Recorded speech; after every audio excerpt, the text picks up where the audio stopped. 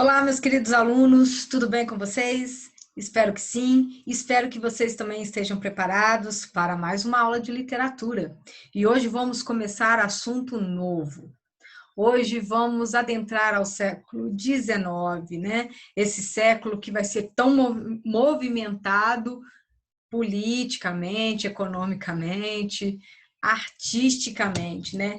O século XIX, ele é marcado por vários movimentos artísticos que vão conviver, que vão coexistir, né? O primeiro deles é o romantismo, depois nós temos o realismo, o naturalismo, o parnasianismo e o simbolismo. Então, são vários movimentos que vão pertencer ao século XIX. Então, a gente tem um século bem movimentado para a gente ver nas nossas próximas aulas.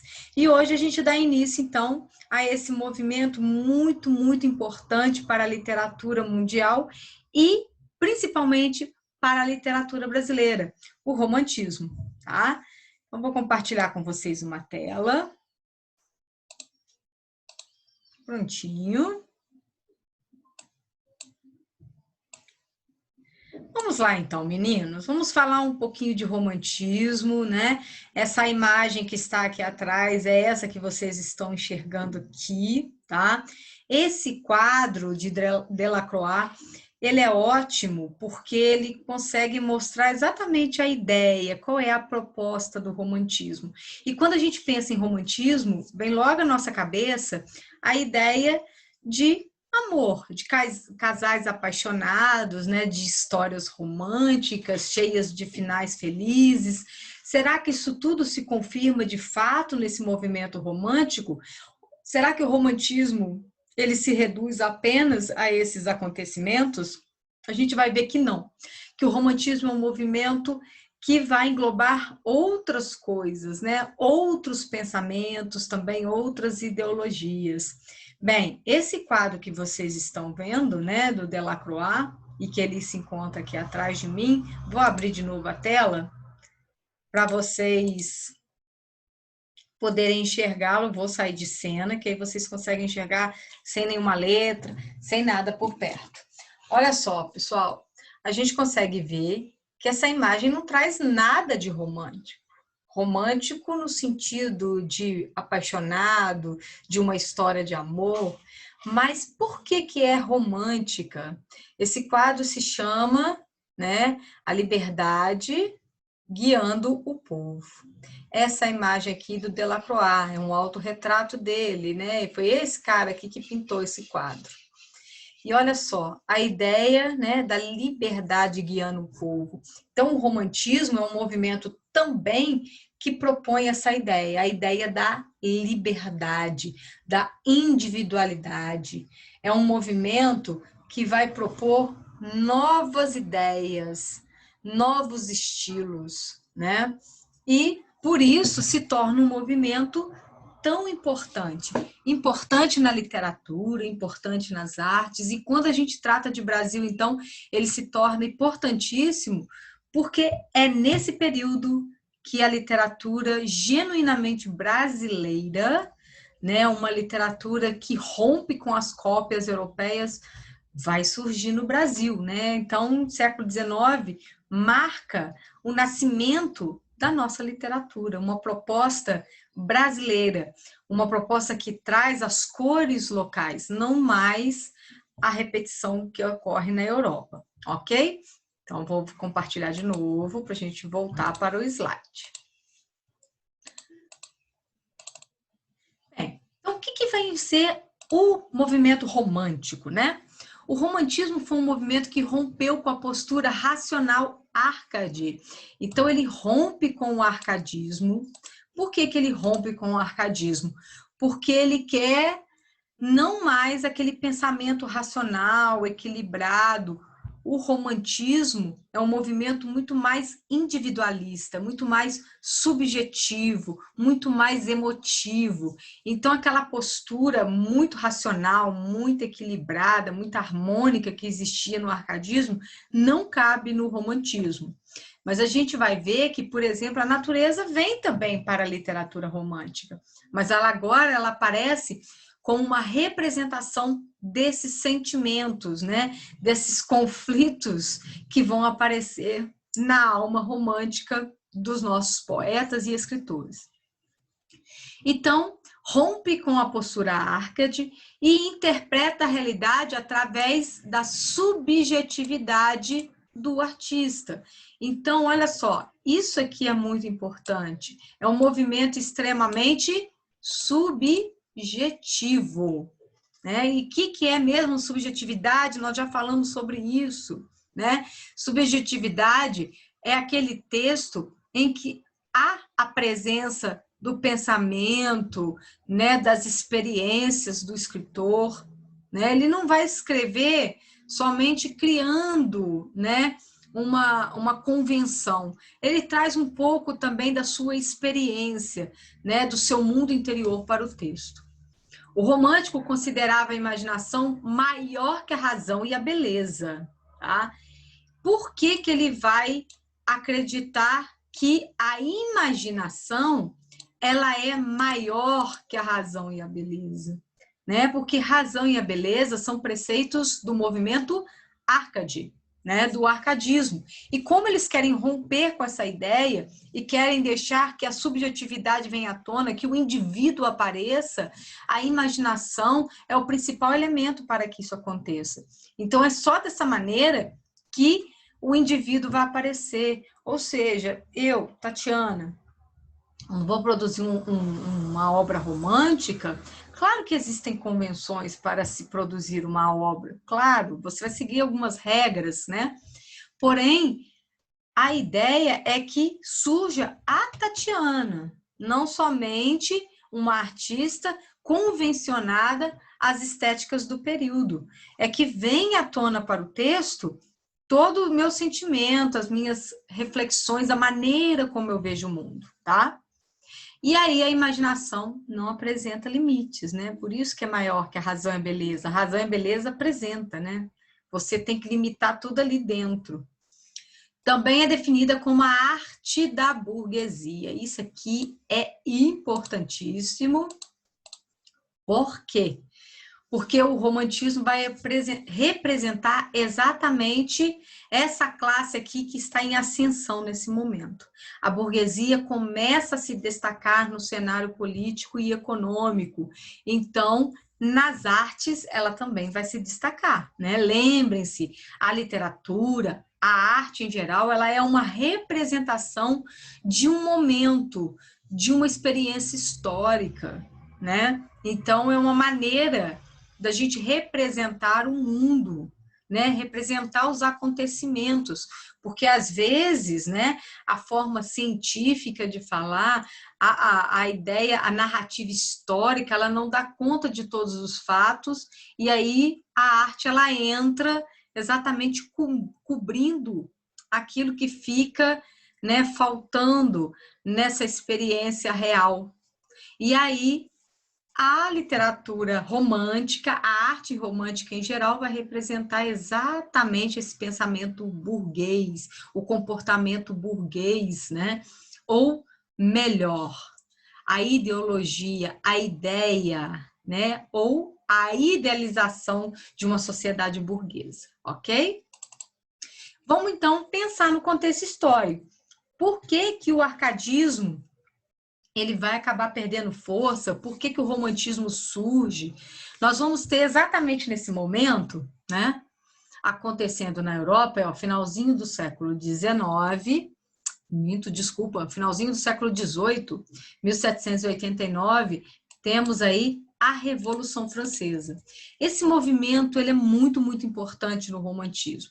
Anterior a ele, nós já vamos ter a Revolução Industrial, né? Que vai trazer já inovações, que vai facilitar a vida da burguesia, a produção, né, comercial. E aí, em 89, temos aí a Revolução Francesa, tá? Essa imagem que se encontra aqui, gente, é a imagem da queda da Bastilha, né? Seria, então, a prisão. A Bastilha era uma prisão.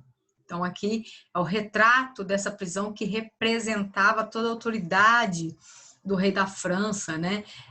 Representava o poder da monarquia francesa, por isso a queda dessa prisão. Tá? O que acontece? O que a Revolução Francesa, né, que queda da Bastilha, tem a ver com o romantismo? Vamos entender juntos, então. Meninos, olha só. Nesse momento aqui, quando acontece a Revolução, esse monte de gente aqui, ó, que vai pegar em armas e vai lutar contra essa monarquia, né, a monarquia absolutista, maioria dessa massa aqui, ó, era formada por pessoas que pertenciam exatamente a essa classe, desculpa, a essa classe de comerciantes, né, de trabalhadores, que com o seu dinheiro sustentava essa nobreza, né, principalmente as regalias da nobreza.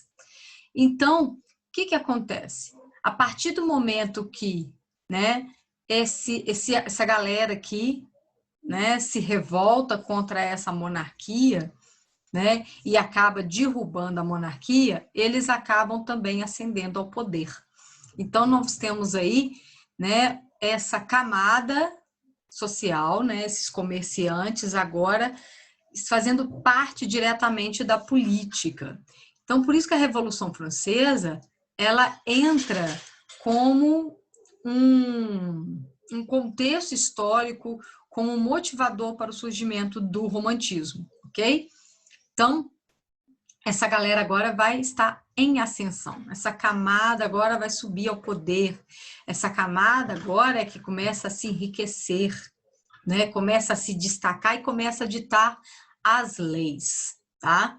E aí a arte passa a representar essa galera, né?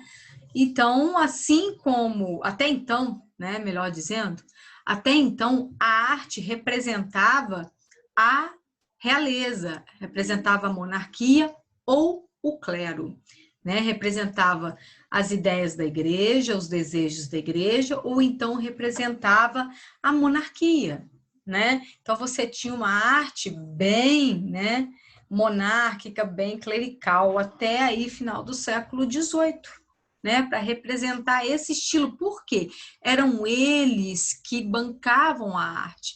Muitos, né, reis, a própria igreja, vão ser os mecenas, né? O que são os mecenas? São esses que vão bancar a produção artística.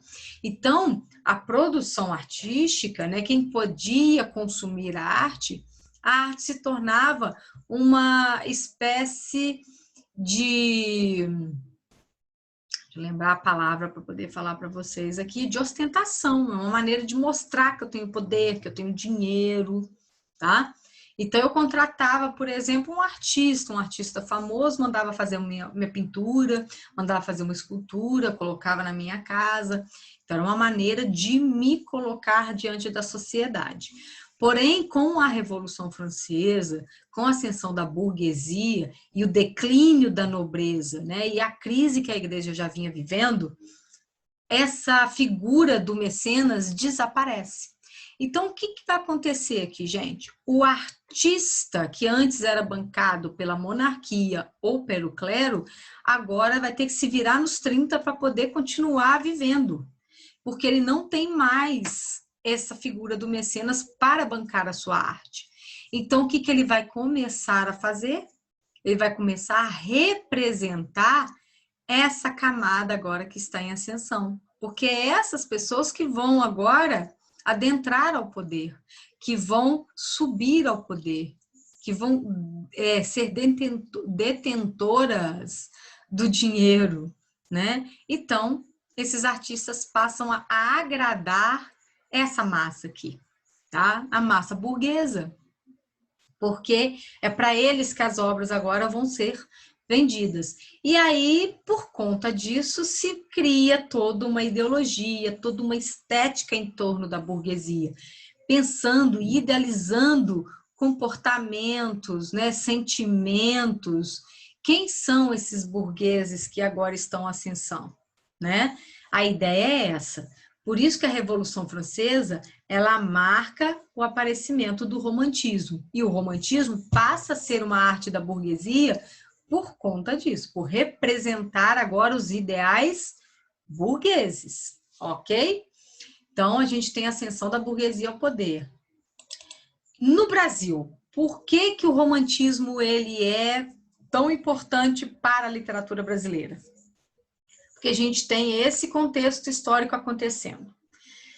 1808, chegada da família real ao Brasil. Por que que a chegada da família real ao Brasil, olha a imagem aqui, tá? Vai ser tão importante. Quando a família real vem para o Brasil, fugida lá das invasões napoleônicas, né? O que que eles vão fazer? Eles vêm fugidos, mas eles trazem muita coisa de lá para cá. Então, a colônia passa a se tornar a metrópolis, né? Por quê? Porque agora a gente não está mais nessa condição, né, de ser a colônia, de ser mandada. É daqui que vai sair as ordens agora.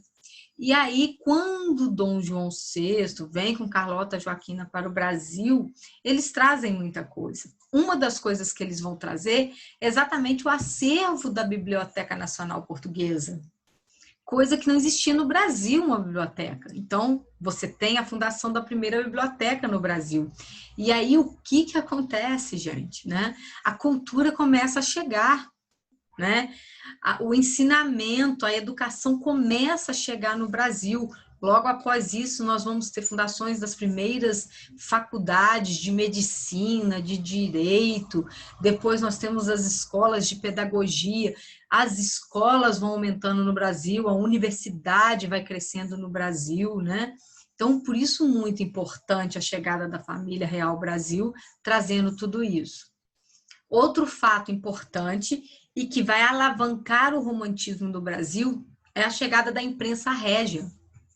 Quando a família real vem para o Brasil, traz também a imprensa régia. No Brasil ainda não existia jornais, revistas, não tinha a imprensa aqui para noticiar, né, para trazer notícias. Mas agora a família real está aqui e precisa noticiar seus feitos e também receber notícias. Então a imprensa chega ao Brasil e é ela que vai ser o principal veículo de distribuição do romantismo. A gente vai ver que as obras românticas elas foram divulgadas pelas revistas e jornais da época. Então, quando a imprensa chega também a possibilidade agora de divulgar a literatura no Brasil. A gente viu lá no arcadismo que a produção ainda, apesar de ter sido melhor do que do barroco, né, porque sai das academias, chega a um certo público, ainda é um público muito pequeno. Aqui vai alcançar muito mais pessoas, porque agora é publicado no jornal, basta o cara comprar o jornal, que ele também vai ter ali o seu folhetim de literatura. Tá? Então, a chegada da família real traz esses benefícios que vão ajudar a alavancar o romantismo no Brasil. Outro fato muito importante é a independência brasileira. A imagem aqui de Dom Pedro I, né, dando aí o grito de liberdade, né, de independência para o Brasil. Por que que a independência se torna um fato muito importante para o romantismo brasileiro? O que que acontece? Quando a gente se separa de Portugal politicamente, né, há uma necessidade agora também de fazer uma separação cultural, tá? Então, há uma necessidade agora do Brasil ser representado não mais como colônia, mas como um país livre, um país liberto.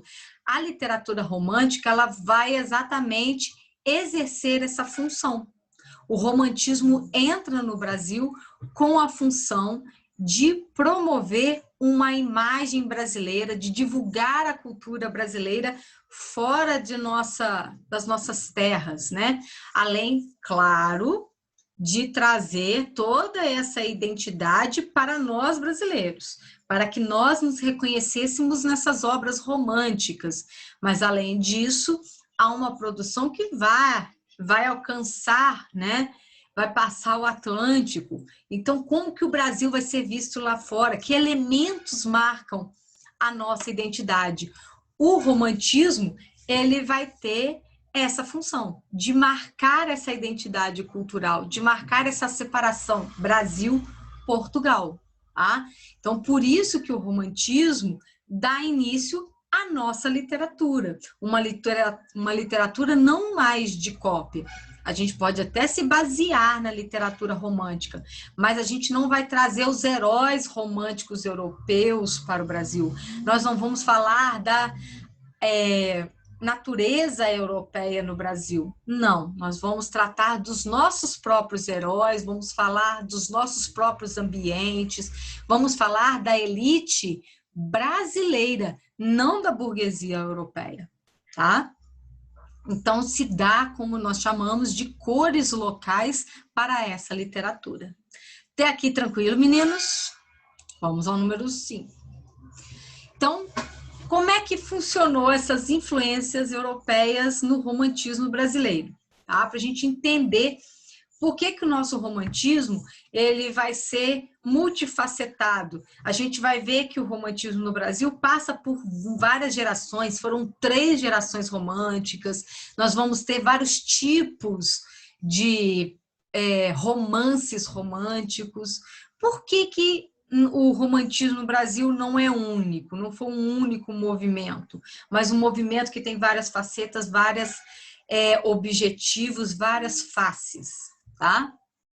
Tudo começa lá na Europa. Sabemos que o romantismo ele tem início na Europa através da França, da Inglaterra e da Alemanha. Tá? O romantismo começa a se desenvolver na Europa exatamente nesses países. Só que cada país vai usar o romantismo com um objetivo.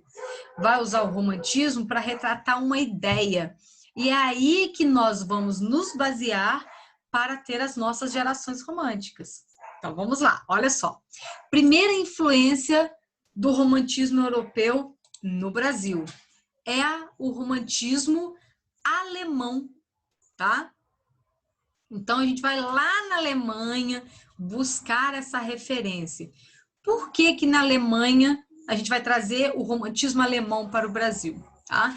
Lá na Alemanha nós vamos ter esse senhor que está sentado aqui, ó, olhando assim, meio desconfiado para longe, né? O Juan Wolfgang von Goethe é o nome dele, tá? Goethe foi um dos maiores escritores da literatura alemã e ele escreve exatamente nesse período. O que consistia o romantismo alemão? Exatamente nessa ideia nacionalista. Então, a gente tem na Alemanha um romantismo nacionalista. Goethe vai produzir várias obras, poemas, romances que vão retratar a Alemanha, exaltação da pátria. Deixa eu botar aqui para vocês.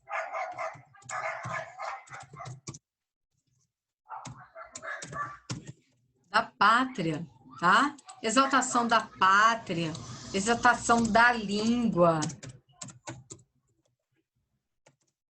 do povo. Então, você tem nessas obras aqui, ó, exatamente essas características. A gente vê que Goethe, ele falava do território alemão, da língua alemã, do povo alemão. E aí nós vamos ter... Gente, só deixar aqui, descer um pouquinho, porque subiu. Ó, prontinho. Olha só. Aí nós vamos ter, exatamente nesse momento, aqui no Brasil, a figura de Gonçalves Dias, que é esse senhor aqui, tá? É o nosso primeiro poeta aí que se destaca, que tem uma literatura muito, muito bem feita, tá? Gonçalves Dias vai ser o nosso representante da primeira geração romântica, baseando-se nas obras de Goethe, porque ele era grande leitor de Goethe, conhecedor de Goethe, ele também vai procurar exaltar a pátria, né? Também exaltar a língua portuguesa e traz aí elementos nacionais, cria um herói para o brasileiro. E aí a gente vai ver que Gonçalves Dias traz uma figura que vai ser é repetida durante todo o romantismo. Deixa eu ver se eu consigo colocar aqui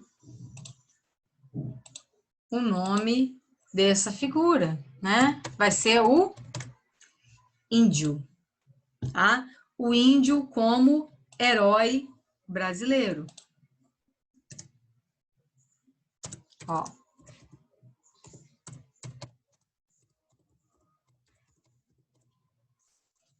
Ok?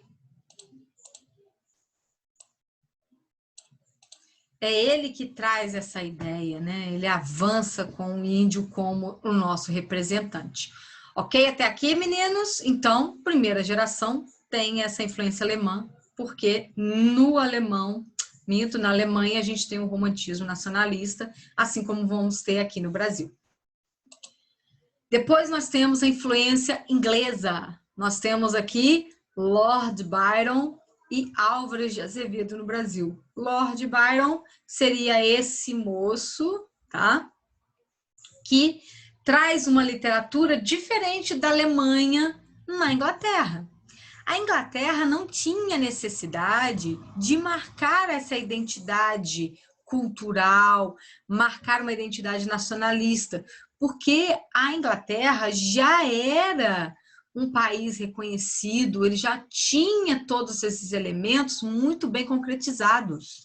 A Alemanha ainda ia se unificar, né? Ainda era um território, era um país fragmentado. A Inglaterra não, a Inglaterra já era um estado coeso. Então, a Inglaterra não necessitava dessa literatura nacionalista, porque esse advento, né, essa fase já havia passado. Então, sobra o que para a Inglaterra? O que a Inglaterra vai explorar do romantismo? Exatamente o exagero sentimental.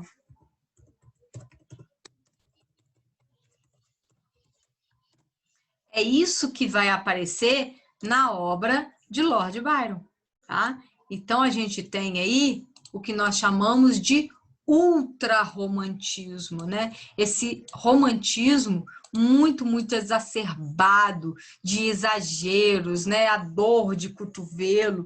Então, é aqui que aparecem esses casais românticos, o sofrimento por um amor não concretizado, ou pela partida de alguém.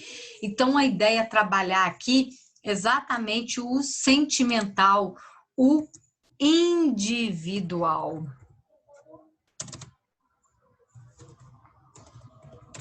Tá? É o que vai aparecer. E aí nós temos no Brasil, tá vendo que são dois jovens que morreram muito cedo.